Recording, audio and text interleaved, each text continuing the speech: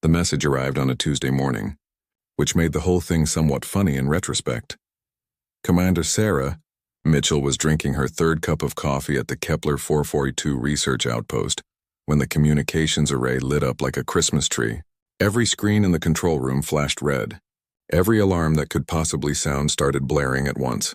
Sarah nearly dropped her mug. "What the hell is going on?" she shouted over the noise.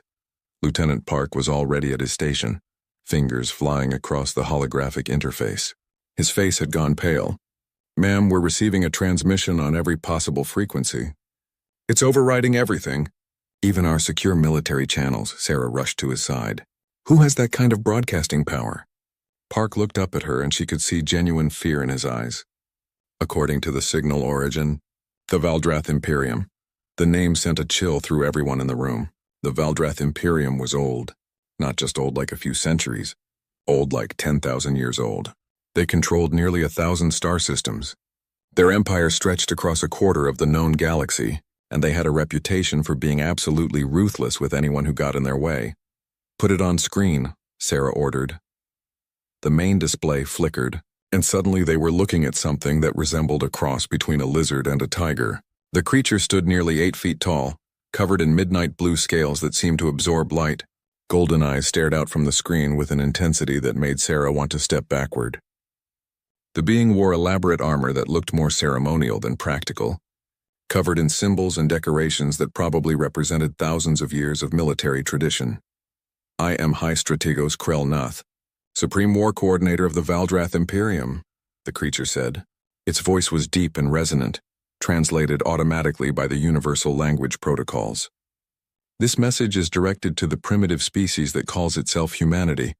Sarah felt her jaw tighten. Primitive. Right. Krellnath continued, apparently enjoying his moment.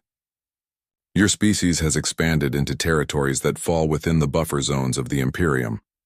This is unacceptable. You have violated ancient boundaries that have stood for millennia. Your ignorance is not an excuse." The screen changed, showing images of the Valdrath military. Ships. Thousands and thousands of ships. Each one looked massive, bristling with weapons. Then came images of planets. Dead planets. Lifeless rocks that had once been inhabited worlds, now nothing but glass and ash. "The Valdrath Imperium has maintained galactic order for 10,000 years, Krellnath said. "We have brought peace and stability to 847 star systems. 23 species have challenged our authority. 23 species no longer exist." Sarah felt Park tense beside her. She put a hand on his shoulder, steady and calm. The display shifted again, showing a map of human-controlled space. 12 systems were highlighted in red. "You will withdraw from these systems within 72 hours. You will submit to Imperium oversight and governance. You will pay reparations for your territorial violations. The amount will be calculated based on your species' total economic output for the next 50 years. 50 years? Someone muttered behind Sarah. "That's insane." Krellnath's golden eyes seemed to stare directly through the screen. "If you refuse these generous terms, the Imperium will have no choice but to eliminate your species entirely. We have done this before. We will not hesitate to do it again. You have no concept of the power we wield. Your primitive weapons cannot stand against forces that have conquered galaxies. This is not a negotiation. This is a statement of fact." The transmission ended as suddenly as it had begun. For a long moment, nobody in the control room spoke. Then Park let out a long breath. "Ma'am, should I forward this to Terran Command?" "Already done," Sarah said, checking her own terminal. It went out on every channel. Everyone from Earth to the outer colonies received it. She paused, and it looks like Command is already responding. The response from Admiral Rebecca Zhao came through less than an hour later. Sarah gathered her staff to watch it together. Admiral Zhao appeared on screen, sitting casually in her command chair aboard the flagship Indomitable. She was a woman in her mid-50s with short gray hair and the kind of face that had seen too much combat to be impressed by threats. She wore a simple uniform without any of the elaborate decorations the Valdrath seemed to favor. She looked directly into the camera and said, "Message received and acknowledged. We'll see you in 72 hours, that was it. No elaborate speech. No counter-threats. Just a simple confirmation that humanity had heard the Valdrath and would be ready." Sarah found herself smiling despite the situation. That was so perfectly human. No drama, no wasted words. just a promise to show up. Within minutes, the response started spreading across human space, and that's when things got interesting. The memes started appearing almost immediately. Someone had already edited Krelnath's face onto an angry cat. Another showed the Valdrath fleet with the caption, "Mom said it's my turn with the galaxy." A particularly creative person had made a video comparing the Imperium's dramatic entrance to a toddler's tantrum. Sarah's personal favorite was simple: a picture of Admiral Zhao's unimpressed face next to Krelnath's threatening glare, captioned, "Tell me you've never fought humans without telling me you've never fought humans." The civilian networks were exploding with commentary.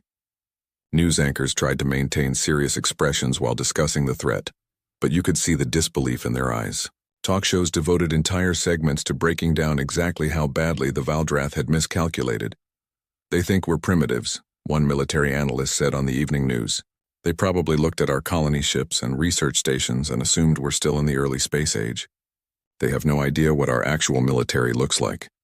Another expert, a retired general, was even more blunt. "The Valdrath have been fighting species that barely have fusion drives. We have gravitational field manipulation.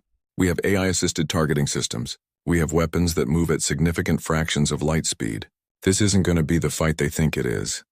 On military channels, the mood was different but equally confident. Veterans of the Proxima Wars were sharing old stories. The Proxima Wars had been brutal. Humans fighting humans with weapons designed to kill other humans. Bioweapons, nuclear weapons, AI-controlled drone swarms, kinetic bombardment. Every nasty trick that intelligent beings could devise, humans had tried on each other. "We spent 200 years perfecting the art of killing ourselves," one old sergeant said in a message that got shared 1,000,000 times. "These lizards have been beating up on species that don't even have railguns. They're in for a very bad day." Sarah watched all of this from her station in Kepler 442 and felt something she hadn't expected. Not fear, not anxiety. Just a calm certainty that humanity knew exactly what it was doing. The Terran Third Fleet didn't rush to defensive positions. They didn't panic. They didn't even seem particularly concerned. Admiral Zhao's ships maintained their standard patrol patterns. Supply runs continued as scheduled. Training exercises went on as planned. It was the most insulting possible response to the Valdrath ultimatum. Humanity had heard their threat and essentially shrugged. 72 hours suddenly seemed like a very long time to wait. High Strategos Krelnath stood in the command center of the Eternal Dominion and tried to understand what he was seeing. Or rather, what he was not seeing. The humans had not moved. "Explain this to me again," he said to his intelligence officer, a younger Valdrath named Sorendax. "We issued our ultimatum 48 hours ago. Their deadline expires in 24 hours. And their fleet has done what exactly?" Sorendax pulled up the tactical display, showing the positions of all known human ships in the disputed territory. "Nothing, Strategos. The Terran Third Fleet remains in standard patrol formation. They have not recalled additional forces. They have not fortified their positions. They appear to be waiting." Krelnath's tail lashed in confusion. "Have they responded at all?" "Only the initial acknowledgement from their Admiral Zhao. Since then, silence. Their civilian networks show significant activity, but no military movements that our sensors can detect." One of Krelnath's advisors, an old warrior named Thexular, spoke up. "Perhaps they are paralyzed with fear. We have seen this before. Some species simply freeze when confronted with overwhelming force." Another advisor nodded enthusiastically. Yes. The Korath did the same thing. They received our ultimatum and simply stopped functioning as a military force. It made the conquest almost too easy." Krelnath considered this. It made sense. Humanity was young. Their oldest colonies were barely 200 years old. They had encountered other species but had never faced a true galactic power. The shock of learning they were not alone, that there were forces vastly stronger than themselves, must have been devastating. "Very well," Krelnath said. "We will assemble the punishment fleet. 5,000 vessels should be more than sufficient." Thexular looked surprised. 5,000? "Strategos, we have never needed more than 1,000 ships to conquer a species. 5,000 seems excessive." "It is meant to send a message," Krelnath replied. "Not just to the humans, but to the entire galaxy. Let everyone see what happens to those who defy the Imperium. We will not simply defeat them. We will erase them so thoroughly that no species will dare challenge us for another 1,000 years. The orders went out immediately. 5,000 warships from across the Imperium began converging on the rally point. Each ship was massive by human standards, some stretching over 2 kilometers in length. They were armed with plasma lances that could melt continents. They had shields that could withstand direct nuclear strikes. They carried tens of thousands of Valdrath warriors, the elite fighter caste that had never lost a boarding action. The fleet assembled over the course of 20 hours, forming into traditional Valdrath battle formation. The Phalanx, it was called, a formation that had been used for 7,000 years and had never been broken. Ships arranged in overlapping layers, shields creating a nearly impenetrable wall of energy. It was beautiful in its way, a testament to thousands of years of military tradition. Krelnath felt pride swelling in his chest as he looked at the assembled force. This was the might of the Imperium. This was the power that had brought order to the galaxy. Meanwhile, aboard the Indomitable, Admiral Rebecca Zhao was having a very different kind of meeting. The holoconference room showed the faces of 89 ship captains, each commanding one of the vessels in the Terran Third Fleet. The atmosphere was casual in a way that would have shocked the Valdrath. Captain Chen of the destroyer Persistence was eating a sandwich. Commander Jackson of the cruiser Defiant was drinking coffee from a mug that said, "I'm not arguing. I'm just explaining why I'm right." Several captains were clearly multitasking, reviewing data on secondary screens while listening to the briefing. "All right, people, listen up," Zhao said, pulling up a tactical display. "Our friends from the Valdrath are bringing 5,000 ships. That's about a 56-to-1 numerical advantage." "Sounds fair," someone muttered, and there was scattered laughter. Zhao allowed herself a small smile. "Terran intelligence has been busy. We've cracked their shield frequencies. We know their weapon systems. We understand their tactical doctrine. And the picture that emerges is interesting." She expanded the display, showing detailed scans of Valdrath technology. They're using directed energy weapons almost exclusively. Plasma lances, particle beams, stuff like that. Very powerful against unshielded targets or against other energy-based defenses. Their shields are optimized for this type of warfare. Captain Chen finished his sandwich and wiped his hands. "Let me guess. They've never fought anyone with kinetic weapons." "Worse than that," Zhao replied. "According to the intelligence reports, the most advanced species they've conquered in the last 3,000 years had early fusion drives and basic missile technology. Everything else was even more primitive. They've been beating up on civilizations that are barely space-capable." Commander Torres of the battleship Valiant spoke up. "So they have no experience with relativistic kinetic weapons, no experience with AI-assisted targeting, no experience with quantum encrypted communications that they can't intercept." "Exactly," Zhao confirmed. "Their entire military doctrine is based on fighting opponents who are technologically inferior.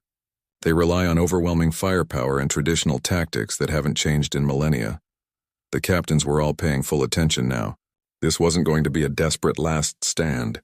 This was going to be a lesson in why you don't pick fights with species that have spent centuries perfecting warfare against themselves. "What about their numbers advantage?" someone asked. "Even with superior technology, 56-to-1 is pretty steep." Zhao pulled up another display, this one showing firing solutions and kill ratios. "Our railgun slugs travel at 0.4 light speed. That's 40% of light speed, people. At that velocity, a 10-kilogram slug hits with the energy of a small nuclear weapon. Their shields literally cannot stop it. The physics don't work in their favor." She continued. "Our missiles can pull 800 gravities and use quantum-entangled targeting. Their point defense is designed for much slower projectiles. Our simulations show we can achieve a 94% hit rate." Captain Chen was nodding slowly. "So we don't need to get close. We can engage from long range where their energy weapons are less effective and our kinetics have maximum impact." "Correct. We engage at 500,000 kilometers. We fire until they break or retreat. We do not chase. We do not waste ammunition. We treat this like the target practice it is." There was a moment of silence as the captains absorbed this. Then Commander Jackson raised his coffee mug. "To the Valdrath Imperium. They're about to learn a very expensive lesson." The other captains joined the toast and Zhao allowed the moment of levity. These were good people. Experienced officers who had trained for decades. Many of them were veterans of the Proxima Wars, that brutal period when humanity had fought itself with everything from bioweapons to AI-controlled kill swarms. The Proxima Wars had nearly destroyed humanity. Entire colonies had been wiped out. Earth itself had come close to being rendered uninhabitable. But humanity had survived, learned, and emerged with a military doctrine that was utterly ruthless in its efficiency. "One more thing," Zhao said, bringing the meeting back to focus. "After we engage, the Valdrath are going to retreat. They're going to go back to their empire and tell everyone that humanity has powerful weapons. They're going to prepare a counterattack with even more ships." "Let them," Captain Chen said. "We've got plans for that too." Zhao nodded. "Yes, we do, but that's Phase 2. For now, we focus on Phase 1. Show them that their numbers don't matter. Show them that their ancient tactics don't work. Show them that humanity is not some primitive species they can push around." She looked at each captain in turn. "We didn't ask for this war, but we're going to finish it." Questions? There were none. Everyone knew what needed to be done. As the holoconference ended and the captains returned to their ships, Zhao sat alone in her ready room. She pulled up the intelligence reports one more time, reading through the details of Valdrath military history. 10,000 years of conquering weaker species. 10,000 years of never facing a real challenge. It made them confident. Arrogant, even. They truly believed they were invincible. That arrogance was going to cost them everything. The Valdrath fleet arrived in the Kepler 442 system with all the ceremony and spectacle that 10,000 years of military tradition could provide. 5,000 warships dropped out of faster-than-light travel in perfect formation, the phalanx. Each ship took its designated position with practiced precision. Their shields activated simultaneously, creating a wall of shimmering energy that stretched for thousands of kilometers. The effect was designed to be overwhelming, to make any enemy lose hope before the first shot was fired. From the bridge of the Eternal Dominion, High Strategos Krell-Nath watched his fleet deploy and felt satisfaction. This was the might of the Imperium. This was inevitable victory. "Scan for human vessels," he ordered. The sensor officer worked his console for a moment, then looked up with confusion. "Strategos, I am detecting 89 human ships. They are holding position at their previous coordinates. They have not moved." Krell-Nath felt a flicker of irritation. "They are still there? In the same position?" "Yes, Strategos. They appear to be waiting for us." One of the junior officers let out a hissing laugh. "They have given up. They see our fleet and no resistance is pointless." But Thexelar, the old advisor, was frowning at his own display. "Something is wrong. Their power signatures are unusual. Our sensors cannot properly classify their defensive systems." "It does not matter," Krell-Nath said. "Open a channel. Let me speak to this Admiral Zhao." The communication went through immediately. The main screen showed a simple human bridge, nothing like the elaborate command center of the Eternal Dominion. Admiral Zhao sat in a plain chair wearing a plain uniform. She looked almost bored. "This is your final opportunity to surrender," Krell-Nath said. "You face 5,000 warships of the Valdrath Imperium. Your 89 vessels cannot possibly stand against us. Withdraw now, and your species will be allowed to exist as subjects of the Imperium. Refuse, and we will destroy every human colony, every human ship, every human world. Your species will be erased from history." Admiral Zhao listened to the translation, then leaned forward slightly. "Negative. Come and take it." The channel closed. For a moment, Krell-Nath just stared at the blank screen. Then his shock turned to rage. "Destroy them. All ships advance and engage." The Valdrath fleet moved forward in their traditional formation, shields overlapping, creating a wall of force that had broken armies for thousands of years. They crossed into engagement range at 800,000 kilometers. "Fire plasma lances," Krell-Nath ordered. Hundreds of plasma beams lanced out from the Valdrath ships, each one carrying enough energy to melt through meters of solid armor. They struck the human fleet in a coordinated barrage that should have vaporized the first line of ships immediately. The beams hit something and dispersed. The energy just scattered, spreading out and dissipating harmlessly into space. "What?" Krell-Nath stared at the display in disbelief. "What are we hitting?" The sensor officer was frantically checking his readings. "I do not know, Strategos. There appears to be some kind of field around their ships, but it is not reading as a standard shield. Our plasma is being disrupted before it can reach the hulls." Thexelar's scales had gone pale. "Gravitational shearing. They are manipulating gravity fields to disperse our energy weapons. I have only read about such technology in theoretical papers. It should not be possible. The Valdrath fleet continued its advance, now at 600,000 kilometers. Officers were shouting updates, trying to understand what was happening. The humans still had not moved. They just sat there waiting. Then at 500,000 kilometers, the humans fired back. At first, nothing seemed to happen. There was no visible beam, no missile trail, nothing. Then Valdrath ships on the leading edge of the formation simply exploded. Not damaged, not disabled. They just came apart, huge warships disintegrating in bursts of metal and atmosphere. "Report," Krelnath roared. "Kinetic impacts," the sensor officer said, his voice shaking. "They are firing solid projectiles at extreme velocity. Our sensors barely detected them. Strategos, those projectiles are moving at 0.4 light speed." More ships exploded, then more. The human fleet was firing with methodical precision, each shot striking a different target. Every shot was a kill. "Shields at maximum. Return fire," Krelnath ordered. But the Valdrath shields, designed to stop energy weapons and slower missiles, did nothing against solid metal moving at relativistic speeds. The slugs punched through like the shields were not even there. Each impact released energy equivalent to a nuclear detonation. Ships that had survived centuries of combat were torn apart in seconds. Then the missiles arrived. They appeared on sensors moving at impossible speeds, pulling accelerations that should have torn them apart. The Valdrath point defense systems opened fire, trying to intercept them. Some missiles were destroyed. Most were not. The missiles weaved through defensive fire like they could predict where the shots would be, because they could. AI-assisted targeting, quantum processors calculating trajectories millions of times per second, technology that the Valdrath had never encountered. Fusion warheads detonated throughout the Valdrath formation. Ships disappeared in balls of nuclear fire. Others were caught in overlapping blast zones, their shields overwhelmed by multiple simultaneous detonations. Krelnath watched his fleet die. 200 ships gone. 500. 1,000. The numbers climbed with terrifying speed. His tactical display was a sea of red icons, each one representing a destroyed vessel. All ships evasive maneuvers. Break formation. But breaking formation just made it easier. The human targeting systems tracked each ship individually, adjusting fire patterns to maximize efficiency. The Valdrath fleet scattered, trying desperately to escape the killing zone. It did not matter. The railgun slugs traveled faster than any ship could maneuver. The missiles hunted their targets relentlessly. Aboard the Indomitable, Admiral Zhao watched the engagement with professional detachment. Her tactical officer called out updates in a calm, steady voice. Target Alpha 3 destroyed. Target Alpha 4 destroyed. Magazine at 87%. All systems nominal. Maintain firing pattern, Zhao ordered. Prioritize command vessels and heavy cruisers. Captain Chen's voice came through on the tactical net. Persistence reporting 300 confirmed kills.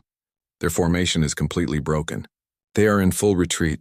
Zhao checked the chronometer. 14 minutes since the Valdrath fleet had opened fire.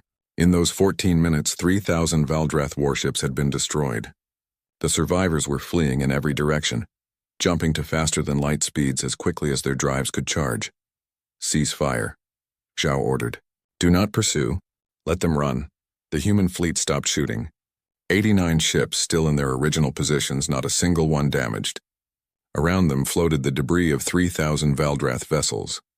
Aboard the Eternal Dominion, Krelnath sat in his command chair and tried to process what had happened. His fleet was gone. 5,000 ships reduced to less than 1,300 in minutes. The humans had barely moved. They had just sat there and executed his forces with clinical precision. Retreat, he said, his voice hollow. All ships retreat to the rally point. As his ship prepared to jump away, he looked at the tactical display one more time. The human fleet was still there, still waiting. They had not even bothered to chase him.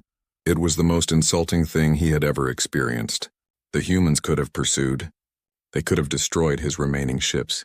But they chose not to. They had made their point.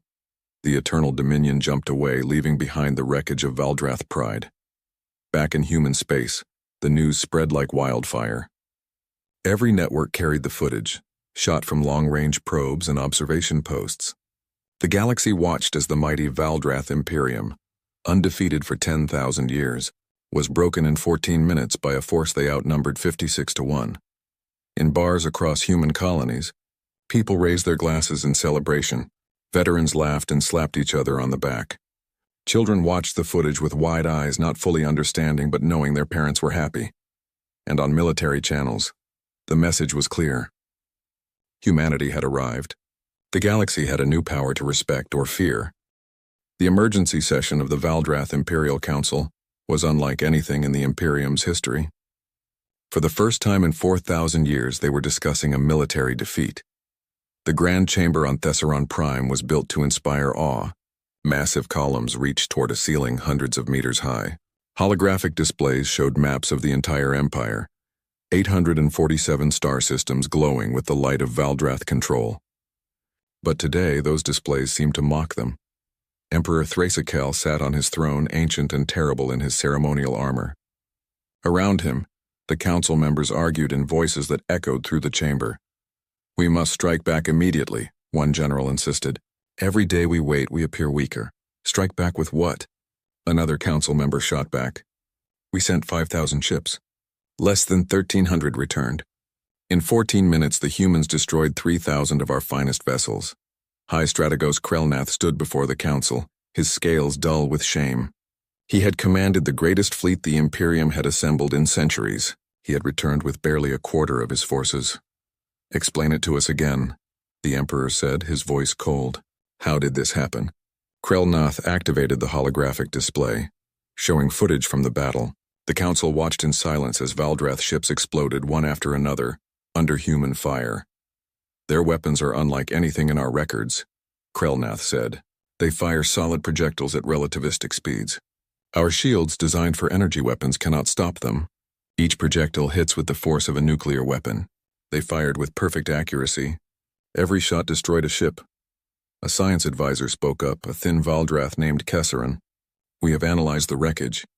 The projectiles are simple metal slugs, accelerated to 40% of light speed using magnetic fields. The technology is not complex. It is simply highly effective." "Why have we never encountered this before?" someone asked. "Because every species we have conquered in the last 3,000 years was technologically primitive," Kesseran replied. "The most advanced had early fusion drives and basic missiles. None had developed gravitational manipulation, AI-assisted targeting, or relativistic kinetic weapons. The humans have all of these." The Emperor's tail lashed in anger. "So we have grown complacent. We have spent millennia beating primitives and forgot what real warfare looks like." Thexler, who had survived the battle, stepped forward. "There is something else, Emperor. The way they fought. There was no passion, no rage, no honor. They simply killed us with perfect efficiency. It was like fighting machines, not living beings." Another council member pulled up additional footage.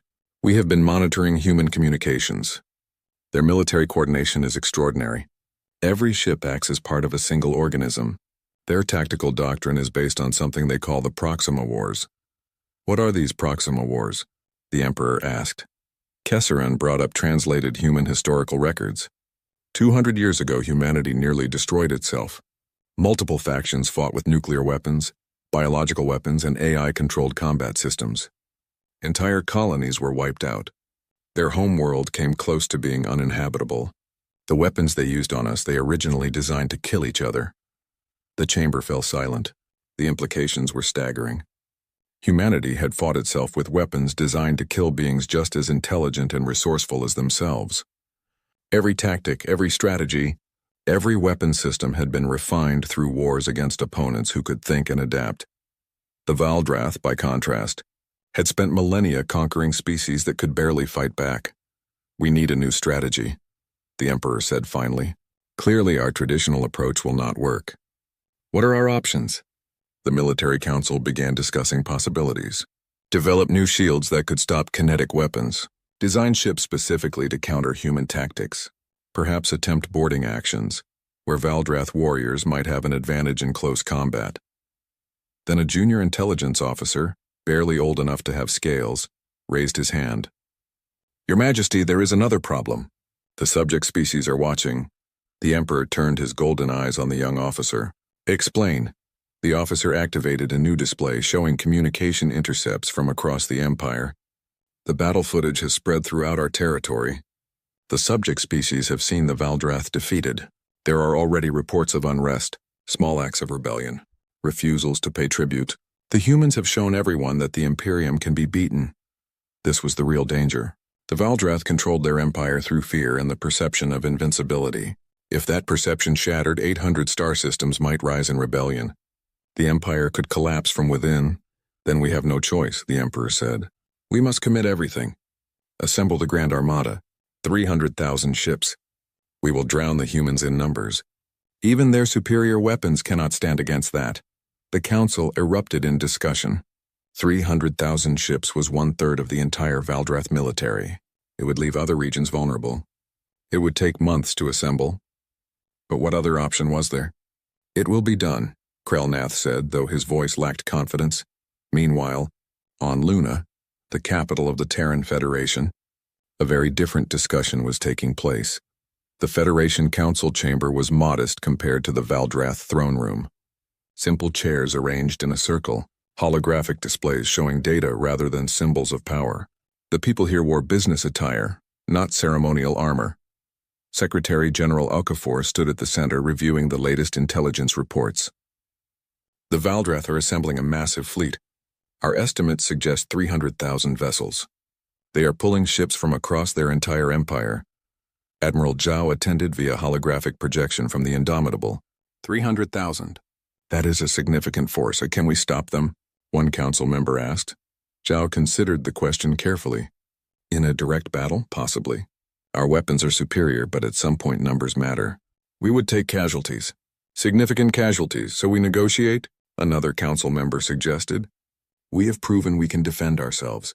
Perhaps now they will be willing to discuss terms? No. Everyone turned to look at Okafor. The Secretary General had been quiet during most of the meeting, but now he spoke with authority. If we negotiate now, after their first defeat, we look weak. Every species in the galaxy will see that the Valdrath can force us to the negotiating table through sheer numbers. We will face challenges from everyone, constantly testing to see if we will back down. Admiral Zhao nodded slowly. The Secretary General is correct. We need to establish that humanity is not to be challenged, ever, under any circumstances. What do you propose? Okafor asked. Zhao smiled, though there was no warmth in it. We introduce them to Terran strategic doctrine. Phase 2 operations. We do not fight their fleet. We dismantle their empire. She pulled up a tactical map of Valdrath space. They are pulling ships from across their territory to assemble this Grand Armada. That means their infrastructure is vulnerable. Shipyards, supply depots, communication relays, fuel stations, all defended by minimal forces. You want to attack their infrastructure? A council member said. While they are gathering to attack us? Exactly. We use small strike groups. Fast ships with cloaking capability. They hit targets, destroy critical infrastructure, and disappear before reinforcements arrive. We do not try to hold territory. We just break things. Another council member was frowning. That seems ruthless. It is ruthless, Zhao agreed. It is also effective. The Valdrath expect us to defend our territory and fight their fleet. We will not give them that battle. Instead, we will show them that declaring war on humanity means watching your empire burn. The council debated for hours. Some argued for a more diplomatic approach. Others worried about the moral implications of targeting infrastructure. But in the end, the vote was nearly unanimous. Humanity had not wanted this war. But if the Valdrath insisted on fighting, they would learn exactly how humans fought. Okafor sent the final message to Admiral Zhao. You have authorization for Phase 2 operations. Show them what it means to challenge Earth. Zhao saluted through the hologram. Yes, sir. It is time we taught the galaxy a lesson. We do not fight for glory. We do not fight for honor. We fight to win. As the council meeting ended, Okafor stood alone in the chamber looking at the map of Valdrath space. 300,000 ships were gathering to invade human territory. They would never get the chance. The Grand Armada arrived in human space 3 months after the first battle, and found nothing. High Strategos Krelnath stood on the bridge of a new flagship, the Unbreakable Will, and stared at empty space. 300,000 ships had jumped into the system, where human colonies had been reported. But the colonies were abandoned. The defensive stations were gone. The human fleet had vanished. Search the entire system, Krelnath ordered.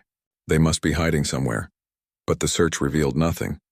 No hidden bases, no cloaked ships, Just empty planets and silent space stations. Then the reports started coming in. Strategos. We are receiving a distress call from the Kolvar shipyards. They report human ships attacking. The yards are on fire. Krelnath pulled up the location. Kolvar was 400 light-years behind the Grand Armada, deep in Valdrath territory. How many human ships? The report says, 12 vessels, sir. 12? Krelnath could not believe it. Send a response fleet immediately. But by the time Valdrath ships arrived at Kolvar, the human strike group was gone. The shipyards, which had been building vessels for the Imperium for 2,000 years, were destroyed. Not damaged, not disabled. Completely destroyed. The facilities were twisted metal and cooling plasma. More reports flooded in over the following days. Supply Depot Delta 7 destroyed. Communication relay stations across 6 systems offline. Fuel refineries at Thexan Prime reduced to slag. Every attack followed the same pattern. A small group of human ships would appear, strike with devastating efficiency, and vanish before reinforcements could arrive. The Grand Armada sat in empty human space, unable to find an enemy to fight, while behind them the Valdrath Empire burned. They are not fighting us, Thexuler said quietly. They are dismantling our infrastructure. Krelnath slammed his fist against the command console. Then we return. We defend our territory. And do what? Thexuler asked. Chase small groups of ships across hundreds of systems? They are hitting targets faster than we can respond. The moment we move to defend one location, they strike 3 others. It was a nightmare scenario. The Grand Armada was designed for massive fleet battles, for overwhelming force applied to a single location. But the humans were not giving them that battle. Instead, they were conducting surgical strikes against targets that could not defend themselves. Admiral Zhao watched the operation unfold from her new command center on the stealth carrier Phantom. The carrier itself was invisible to most sensors, a ship designed during the Proxima Wars when humanity had learned to fight wars where being seen meant being dead. Around her, displays showed the status of 30 different strike groups operating across Valdrath space. Each group consisted of 10 to 15 ships, all equipped with the latest stealth technology and powered by the most advanced reactors humanity could build. Strike Group 7. Report successful destruction of shipyard. Facilities at Morath, her tactical officer reported. 0 casualties. Strike Group 12 is moving on the fuel depot at Xerxes Prime. Estimated time to target 6 hours. Zhao marked the targets on her tactical map. Red dots spread across Valdrath territory like an infection. Every red dot was a critical piece of infrastructure that the Imperium needed to maintain its empire. And humanity was destroying them one by one. What is the status of the Grand Armada? She asked. Still holding position in the Kepler system. They seem paralyzed. Our intelligence suggests they are receiving dozens of distress calls and cannot decide which to respond to. Zhao allowed herself a small smile. This was classic strategic warfare. You did not fight the enemy's strength. You avoided the Grand Armada entirely and attacked everything that supported it. Supply chains, communication networks, industrial capacity, the things that a massive fleet needed to function. The Valdrath had spent 10,000 years conquering species that could not strike back effectively. They had never faced an opponent that could attack deep in their territory, that could appear anywhere and vanish like ghosts. On Thesseron Prime, the Emperor called another emergency council session. But this time the mood was not angry. It was desperate. We have lost 47 shipyards, the industrial minister reported. Fuel production is down 60%. Our communication network is in shambles. Systems are losing contact with the capital daily. And the subject species? The Emperor asked, though he already knew the answer. The intelligence officer looked grim. Open rebellion in 32 systems. The Korath have declared independence. The Vexal have seized control of their sector. Without our ships to enforce order, we are losing control. Kesaran, the science advisor, brought up projections. At the current rate of infrastructure loss, we will be unable to maintain the Grand Armada in the field for more than 3 months. After that, ships will begin running out of fuel and ammunition. They will be forced to return to bases that may no longer exist.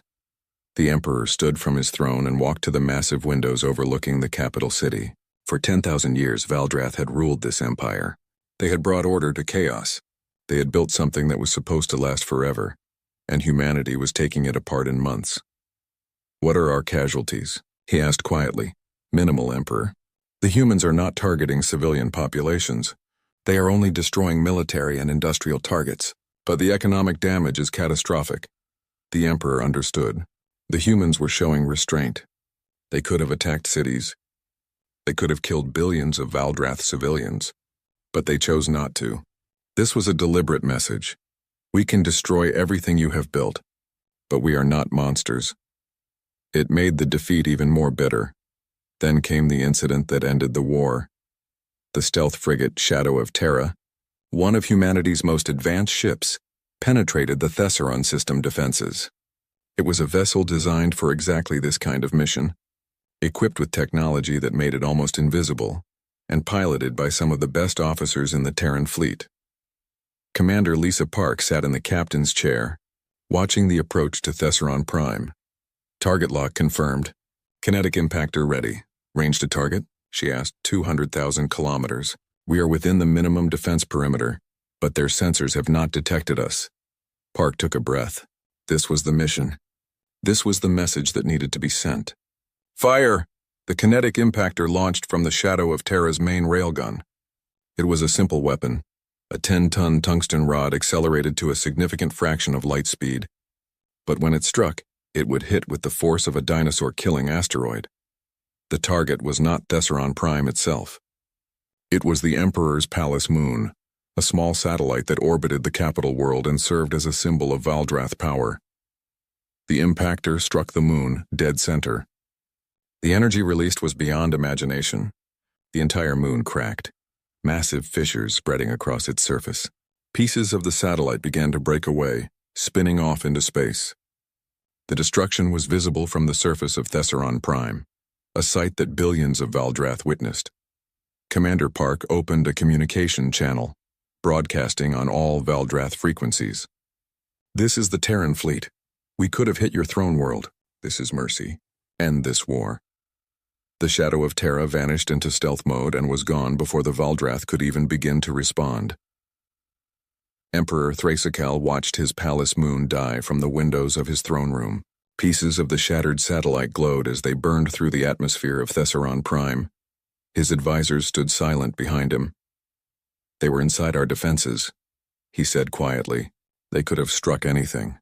The capital. This palace. They chose not to. It is a message, Emperor, Thexular said. They are showing us that nowhere is safe, that they can reach anything they wish to reach, but they are also showing restraint. The Emperor turned from the window. For the first time in his long life, he looked old, tired. Prepare a delegation. We will sue for peace. The treaty was signed aboard the Indomitable 6 weeks later. The Valdrath Empire ceded all disputed systems. They recognized Terran sovereignty. They agreed to mutual non-aggression and opened diplomatic relations. In exchange, humanity would cease its campaign of infrastructure destruction and provide limited assistance in helping the Valdrath repair their economy.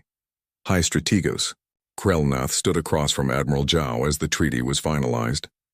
His scales were dull, his posture defeated, but he had to know. How? He asked. How did a species so young become so lethal? Zhao looked at him with something that might have been pity. We spent 200 years fighting ourselves. The Proxima Wars nearly destroyed us. We used nuclear weapons, bioweapons, AI-controlled kill swarms. We fought with everything we had because we were fighting other humans. Beings just as intelligent as us, just as resourceful. Every weapon we have, every tactic we use was designed to kill opponents who could think and adapt and learn. She paused, letting that sink in. You spent 10,000 years conquering primitives, species that could barely reach their own moons. You never faced a real challenge. You never had to innovate. You never had to learn what real warfare looks like. Krelnath was silent for a long moment. Then you never stood a chance. That is what you are saying. From the moment you issued that ultimatum, this outcome was inevitable. You just did not know it yet. Thank you for watching and comment for next part.